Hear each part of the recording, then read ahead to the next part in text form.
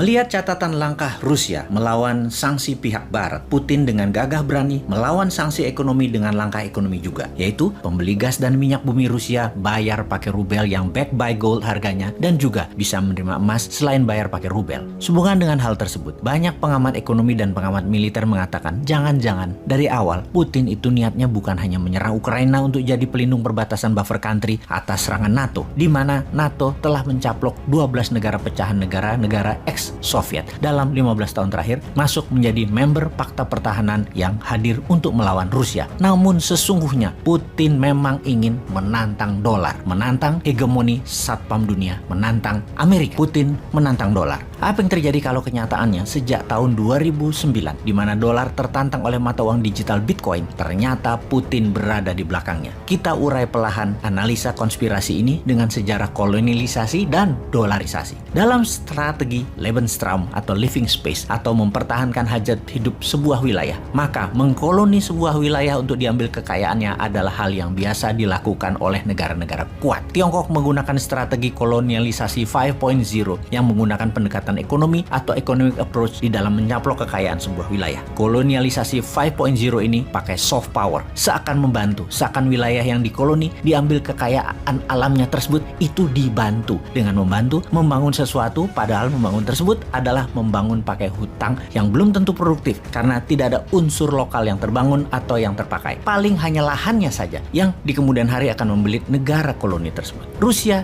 di sisi seberang Amerika dan sekutu juga ekspansif, namun menggunakan strategi kolonialisasinya menggunakan model kolonialisasi 3.0, yaitu yang dicaplok dijadikan negara bagian, menjadi bagian dari konfederasi. Kalau kolonialisasi 2.0 itu seperti dulu bangsa Eropa ala Belanda, Inggris, Spanyol, Prancis di abad pertengahan. Ambil wilayahnya dijadikan negara jajahan atau dijadikan koloni. Kolonialisasi 1.0 adalah cara Genghis Khan, cara Romawi, meluaskan wilayah ke negara tetangga secara fisik dicaplok, lalu penguasa lokalnya adalah orang dari pusat. Gubernur biasanya jabatannya. Perluasan wilayah yang nempel perbatasan, itu kuncinya kolonialisasi 1.0.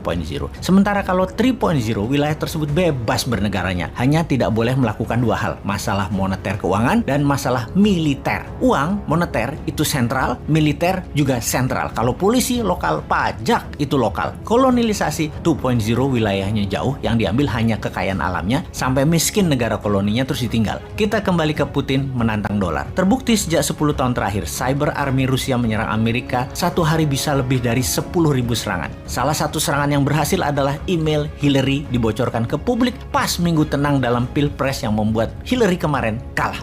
Dalam serangan cyber, bisa diperkirakan Pilpres Amerika 2024 nanti, Trump pasti akan dibantu Putin karena Trump akan mengambilkan dolar backed by gold dan membuat Federal Reserve di bawah Kementerian Keuangan. Dan hal ini memang sama, yaitu cara kelolaan MMT, Modern Monetary Theory yang dianut Newman, rupiah backed by gold, dan Bank Indonesia akan di bawah Kementerian Keuangan jadi Dirjen Moneter. Sama prinsipnya. Dalam hal cyber army Rusia, kecanggihan Rusia dalam teknologi memang diacungi jempol. Cyber army-nya the best. Kalau Amerika kuat di militer secara fisik, Tiongkok unggul di produksi barang kebutuhan, Rusia adalah unggul di teknologi digital. Rusia dan Tiongkok berkali-kali menyatakan pembayaran produk negaranya lebih prefer menggunakan rubel bagi Rusia dan yuan bagi Tiongkok. Ini adalah bentuk perlawanan. Negara yang kalah pengaruh pasti takluk. Beli barang Tiongkok pakai yuan, atau negara Eropa beli gas Rusia saat ini pakai rubel. Sungguh, kalau dalam pemikiran para free thinker, dolar dicetak tanpa ada jaminan adalah penghinaan bagi negara lain yang berdaulat. Sangat mengherankan ada pejabat sebuah negara membela mati-matian dolar yang bukan mata uang negaranya, devisanya tercatat banyak disimpan dalam dolar, membangun pakai pinjaman dolar. Sungguh,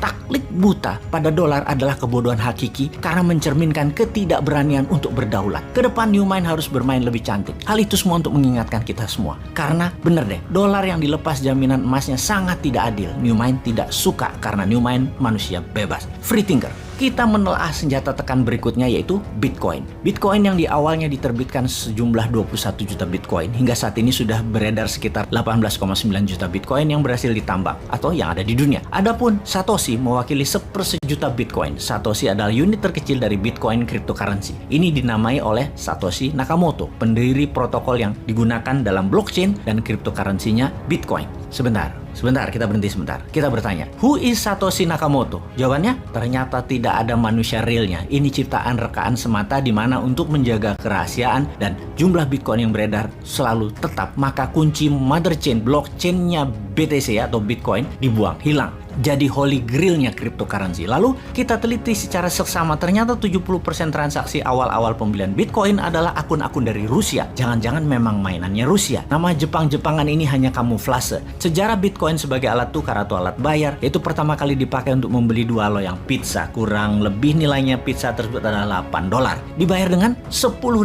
Bitcoin. Bayangkan, pada 3 Januari 2009 Bitcoin diluncurkan kepada publik dengan harga 0,0008 per 1 Bitcoin. Lalu di tahun 2010 untuk pertama kalinya Bitcoin diperjualbelikan di luar dunia digital dengan sistem barter. Untuk 2 loyang pizza dibayar dengan harga 10.000 keping Bitcoin. Tahukah sahabat, 10.000 Bitcoin itu sekarang berapa? 1 Bitcoin saat ini sekitar 500 jutaan, alias 10.000 Bitcoin beli pizza termahal di dunia tersebut nilainya setara 5 triliun rupiah. Kembali ke Putin. Diduga banyak pengamat keuangan bahwa Bitcoin adalah Russian konspirasi untuk menyerang dolar. Rusia memang ingin menyerang supremasi keuangan dolar karena dianggap tidak amanah, tidak jujur, dan membodohi dunia. Bitcoin adalah sebuah rencana jangka panjang yang didesain menyerang hegemoni dolar, juga membuka fake informasi, fake edukasi akan dolar dalam sistem ekonomi yang digiring oleh Barat. Itulah cita-cita Putin yang menginginkan kehancuran ekonomi Barat di masa dia masih dalam tampuk jabatannya. Strategi Putin saat ini adalah menggunakan rubel backed by gold, juga membayar dengan emas terhadap minyak bumi dan gas Rusia, kemudian mempromosikan Bitcoin sebagai alat bayar digital di dunia komersial di luar Rusia tentunya.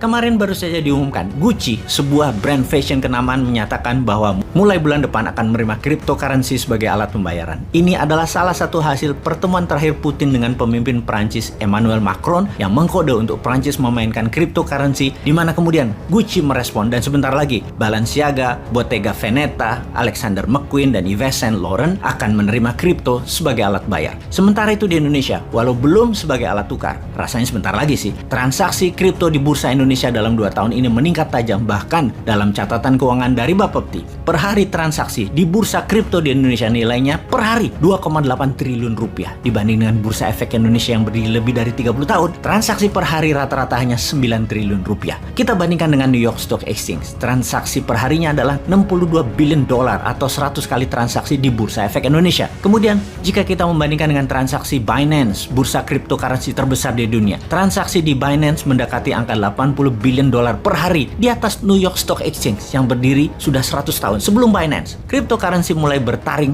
apalagi ketika mulai dipakai sebagai alat bayar, akan lebih besar lagi volume dagang kripto ini. Kalau mengingat tentang sejarah uang seperti informasi video Bosman sebelum ini, maka cryptocurrency, NFT adalah tablet dan barter versi 2.0. Kembali ke topik. Serangan balik oleh Rusia dengan rubel backed by gold, transaksi emas, dan Bitcoin sebagai alat bayar komersial digital dunia, maka akan membuat dolar panas dingin. Pertanyaannya, Putin akan dikadafikankah? Atau akan diperang dunia ketiga kankah? Atau di-cancerkan? Kalau Indonesia,